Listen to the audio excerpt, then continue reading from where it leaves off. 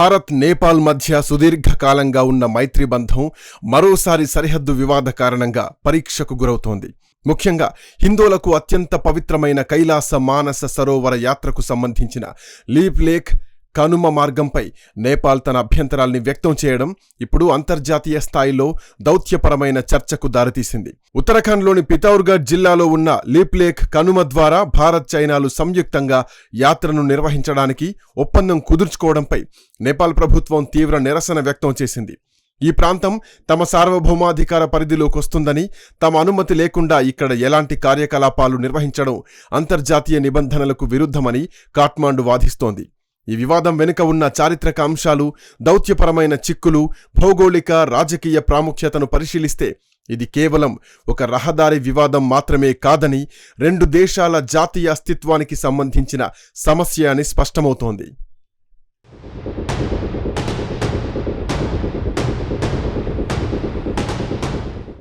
ఈ వివాదానికి మూలాలు 1816 నాటి సుగౌలీ సంధిలో ఉన్నాయి. బ్రిటిష్ ఇండియా, అప్పటి నేపాల్ పాలకుల మధ్య జరిగిన ఈ ఒప్పందం ప్రకారం మహాకాళి నదికి తూర్పున ఉన్న భూభాగం నేపాల్కు చెందుతుంది.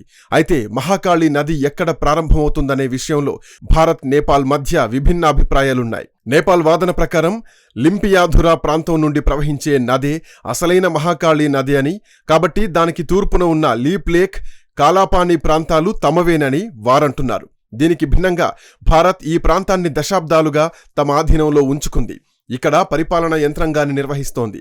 చారిత్రక ఆధారాల ప్రకారం leap lake Kanuma Bharat, Tibet మధ్య వాణిజ్యానికి, యాత్రలకు ప్రధాన ద్వారంగా ఉంటూ వచ్చింది.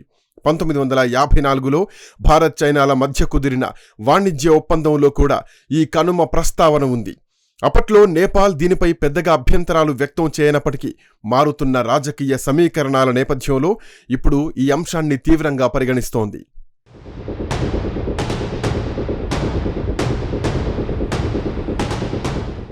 నేపాల్ రాజకీయాల్లో వస్తున్న మార్పులు కూడా ఈ వివాదాన్ని ప్రభావితం చేస్తున్నాయి. కాఠ్మాండ్ మేయర్ బాలెన్ షా వంటి నాయకులు తమ కార్యాలయంలో గ్రేటర్ నేపాల్ మ్యాపును ప్రదర్శించడం ద్వారా నేపాల్ ప్రజల్లో జాతీయవాదాన్ని రెచ్చగొడుతున్నారు. గతంలో కేవలం దౌత్యపరమైన చర్చలకే పరిమితమైన ఈ సమస్య 2020లో నేపాల్ తన అధికారిక మ్యాప్ను సవరించి వివాదాస్పద ప్రాంతాలను తమ భూభాగంలో చేర్చుకోవడంతో మరింత జటిలమైంది.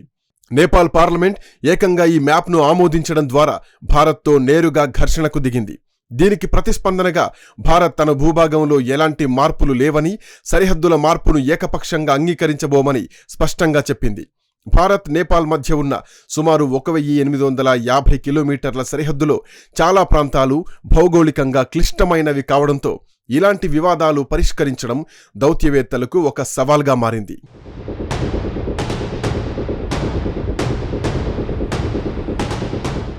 మరోవైపు ఈ వివాదంలో చైనా పాత్రపై కూడా భారత్ ఆందోళన చెందుతోంది. హిమాలయ ప్రాంతాల్లో భారత్ ప్రాబల్యాన్ని తగ్గించడానికి చైనా నేపాల్ను ఒక పావుగా వాడుకుంటోందనే విశ్లేషణలు ఉన్నాయి. నేపాల్లో కమ్యూనిస్టు ప్రభుత్వాలు అధికారంలో ఉన్న టైంలో చైనా పెట్టుబడులు, జోక్యం గణనీయంగా పెరిగాయి. లీప్ లేక్ కనుమ ద్వారా రహదారిని నిర్మించడం వల్ల భారత్ వ్యూహాత్మకంగా బలోపేతమవుతుందని, ఇది చైనాకు ఇబ్బందికరంగా మారుతుందని భావించిన బీజింగ్ నేపాల్ను ఉసిగొల్పుతుందనే అనుమానాలున్నాయి. భారత్ నిర్మించిన 80 కిలోమీటర్ల పొడవైన రోడ్డు మార్గం వల్ల భక్తులు కాలినడకన ప్రయాణించే అవసరం తగ్గి వాహనాల ద్వారా నేరుగా కనుమ వరకు వెళ్లే సౌకర్యం ఉంటుంది. ఇది ఆధ్యాత్మికంగానే కాకుండా సరిహద్దు భద్రత దృష్ట్యా కూడా భారత్కు అత్యంత కీలకం.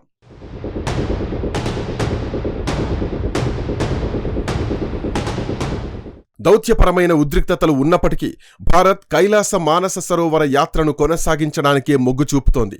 హిందూ ధర్మంలో కైలాస దర్శనం అనేది పరమ పవిత్రమైనదిగా భావించబడుతుంది. ప్రతి సంవత్సరం వేల సంఖ్యలో భక్తులు ఈ యాత్రకు వెళ్తూ ఉంటారు. యాత్రికుల భద్రత, సౌకర్యార్థం లీప్ లేక్ మార్గాన్ని అభివృద్ధి చేయడం భారత ప్రభుత్వ బాధ్యత అని చెబుతోంది. నేపాల్ అభ్యంతరాల్ని పరిగణలోకి తీసుకుంటూనే ద్వైపాక్షిక చర్చల ద్వారా సమస్యను పరిష్కరించుకోవడానికి భారత్ ఎప్పుడూ సిద్ధంగా ఉందని విదేశాంగ శాఖ అంటోంది. అయితే నేపాల్ ప్రభుత్వం ఏకపక్షంగా అంతర్జాతీయ వేదికలపై ఈ అంశాన్ని లేవనెత్తడం వల్ల రెండు దేశాల మధ్య ఉన్న రోటీబేటీ బంధం దెబ్బతినే ప్రమాదం ఉంది. నేపాల్ ప్రజలు ఉపాధి కోసం భారత్పై ఆధారపడ్డం, అలాగే భారత్ నుండి అనేక నిత్యావసర వస్తువులు నేపాల్కు వెళ్లడం లాంటి అంశాలను దృష్టిలో ఉంచుకుంటే ఈ వివాదం ముదిరితే అది నేపాల్ ఆర్థిక వ్యవస్థకే ఎక్కువ నష్టం. ప్రస్తుతం నేపాల్ ప్రభుత్వం భారత సరిహద్దుల్లో సాయుధ పోలీసు బలగాల పోస్టులను పెంచడం, భారత వాహనాలపై ఆంక్షలు విధించడం లాంటి చర్యలు చేపడుతోంది. ఇది క్షేత్రస్థాయిలో ఉద్రిక్తతలకు దారితీస్తోంది. భారత ప్రభుత్వం మాత్రం శాంతియుత మార్గంలో చారిత్రక వాస్తవాల ఆధారంగా సరిహద్దు సమస్యను పరిష్కరించాలని కోరుతోంది.